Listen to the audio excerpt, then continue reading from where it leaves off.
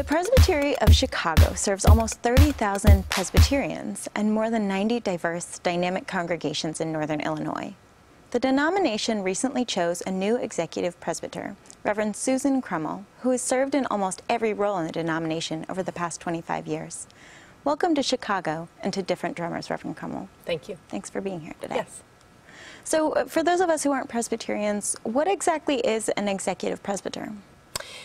It's a hard thing to explain to people. So usually what I say is I'm the regional executive for the Presbyterian churches in this area. A presbytery is kind of like a diocese. It's the Presbyterian churches in a specific geographical area. And so the executive presbyter is the one who's kind of the administrator for all of the things that those churches do together in that area. Interesting. Let's talk a little bit about how you got here, starting from the beginning. You're a native of Peoria, Illinois? I am, yes, right. I went to the University of Illinois. My bachelor's degree is in speech communications. And so while I was at the university, I began to think about what is it that I'm going to do with this. I, at one time, thought I might end up in a studio like this every day of my life. But then I thought, well, maybe law school would do it. But then really during my sophomore year in college was when I began to feel a call to ministry, which was kind of an odd thing for me because I had never met a female minister when I decided that I was being called to ministry. So I had to seek out some people who were already doing that in the Presbyterian church as I kind of walked that path. So I decided to go to seminary, which is what Presbyterians need to do if they want to pursue ministry. Then about the same time I met my husband, and he was also going to seminary, but to a different seminary at the time. So we applied to the opposite seminary from where we had each already been accepted, so we would at least be at the same school the next year, but then very quickly we got married before we moved to seminary. So we had known each other 6 months when we got married and moved to seminary. Yes, that was 41 years ago. So, you know, I think it lasted. But so we went to seminary together, and then we've been co-pastors sometimes. Sometimes he's been pastor in a town where we lived, and I've done interim ministry, and I've done the executive presbyter job before, too, in central Illinois. Wow. So it sounds like today your faith life and work is intertwined with your family life as well. Was that true early on? Oh, yes. I grew up in a very Presbyterian family. I'm at least a fourth-generation Presbyterian. I have my great-grandmother's hymn book from the 1920s. I know it's from the 1920s because there is a mimeographed bulletin inside her hymn book from just a couple of weeks before she died. So we've always been Presbyterian. And my family was very involved in leadership at the church where I grew up in Peoria.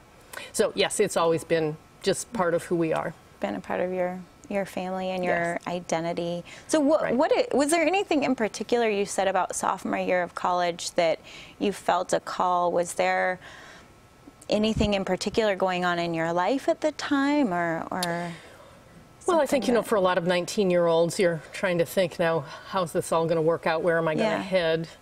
And my mom also used to have this saying, kind of, you know, cross-stitched or something somewhere, but it was a saying that was very important to her. What you are is God's gift to you. What you make of yourself is your gift to God. And so to begin to think about, well, what gifts do I have? And standing up in front of people and talking was one of those. I had seen my pastor do that every Sunday. So I think that was part of what made me begin to think about that. I had also been very involved in young life and campus life and all of those things while I was in high school. So it wasn't like I was taking a very, you know, divergent idea about what I would do. So you started out in a pastoral role. Yes. And you filled some other types of roles. Can you talk about what led you to those different types of roles and what they were like? Yes. In the Presbyterian Church, there's an officer of the presbytery, which is, again, the geographical area, that's called the stated clerk. And so that was the first role I took at a presbytery level. That person, I've heard some people who are stated clerks say that they are the Pharisees of the church. I'm not sure I would claim that for that role. But it is the rule keeper in the geographical area for Presbyterian churches. So I did that first for 8 years in Iowa. And then when the job opened up in the Peoria area, the 26 counties around Peoria, to do the executive presbyter work, then I applied for that work as well because I enjoyed taking what I had learned in 24 years of pastoral ministry and kind of applying that on a bigger stage and as kind of an advisor to people in various settings as pastor. So kind of growing in a different type of role. Yes. But still right. many of the same gifts. Yes, exactly. Right. Yeah. I have a son-in-law who has been a school administrator in his career. And so he was at one time principal of a junior high school.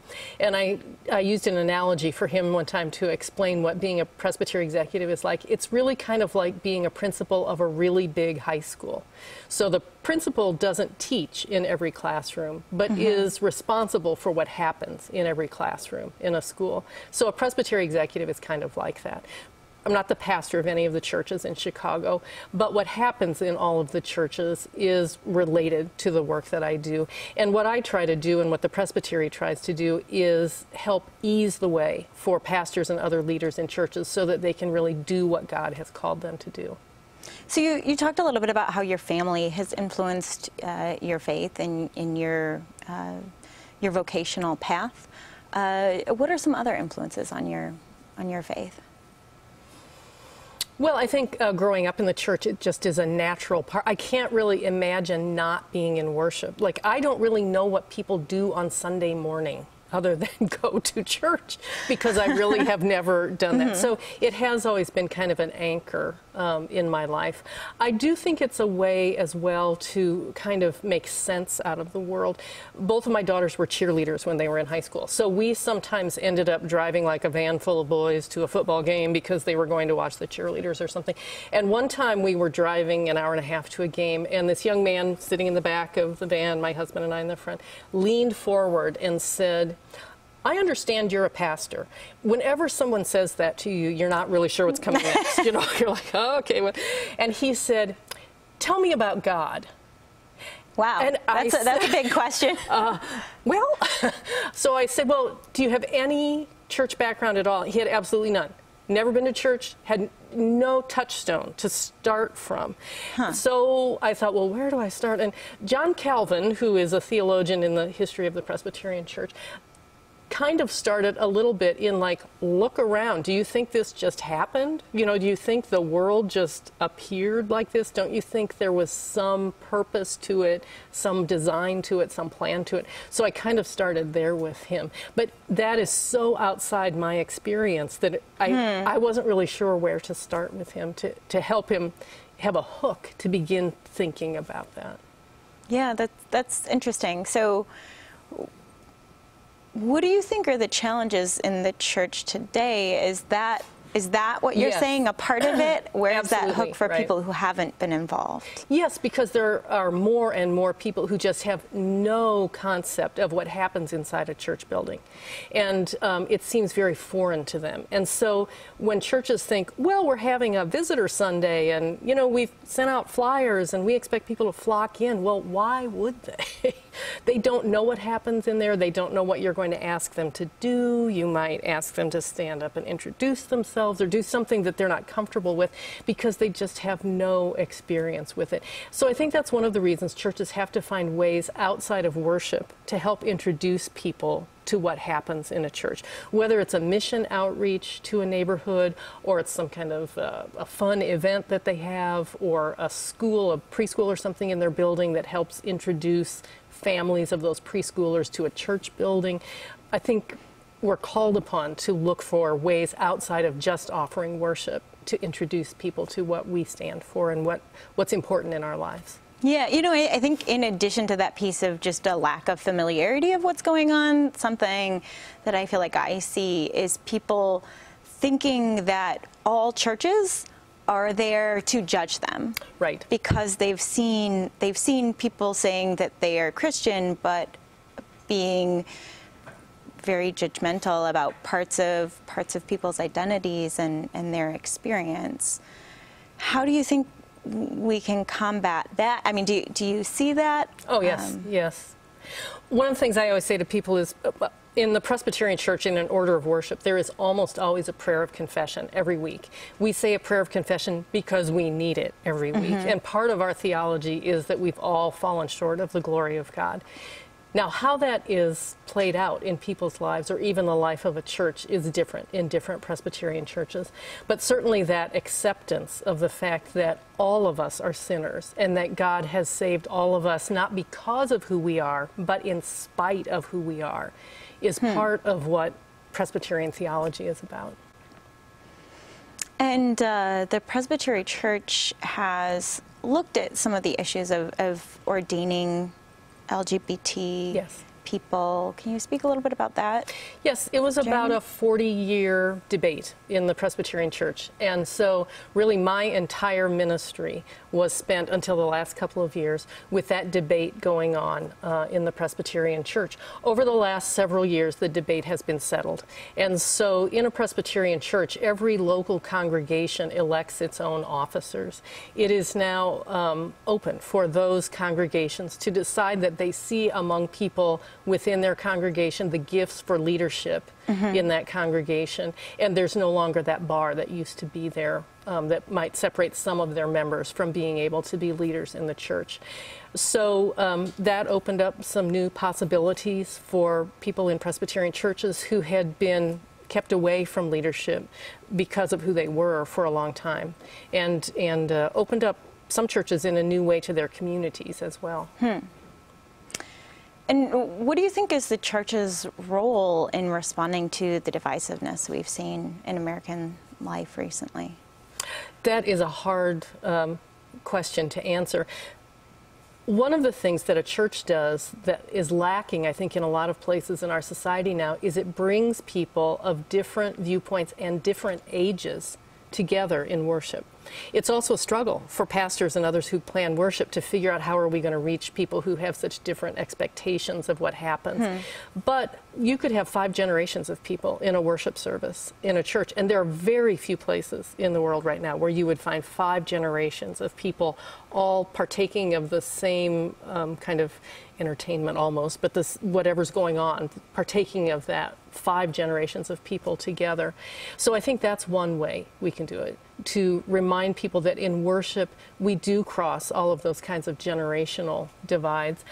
I think we also have to figure out as churches how to use the kinds of technology that are out there that attract other people. For instance, if a congregation doesn't have a robust website right now, they don't exist for a lot of people in the world. Because when you you go to look on your phone or your computer or whatever, oh, I might want to go to church. Where will I go? If you're not on the internet, if you don't have a website as a congregation, you don't exist. Nobody's looking in the yellow pages for a church anymore.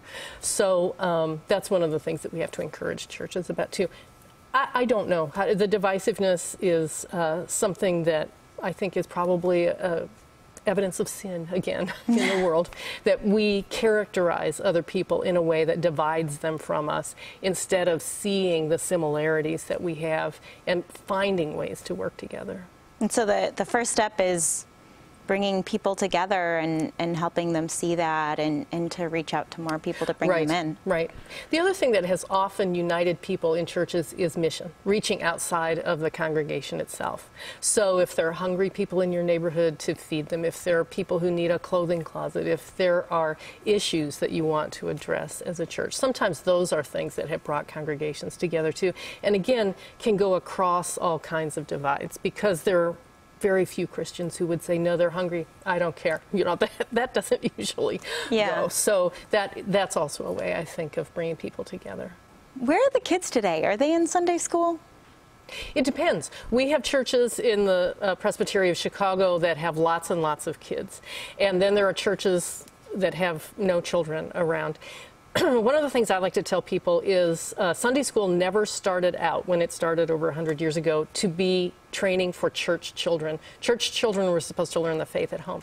Sunday school was on Sundays because it was for kids who worked in mines and factories 6 days a week, and Sundays were the only day they were available.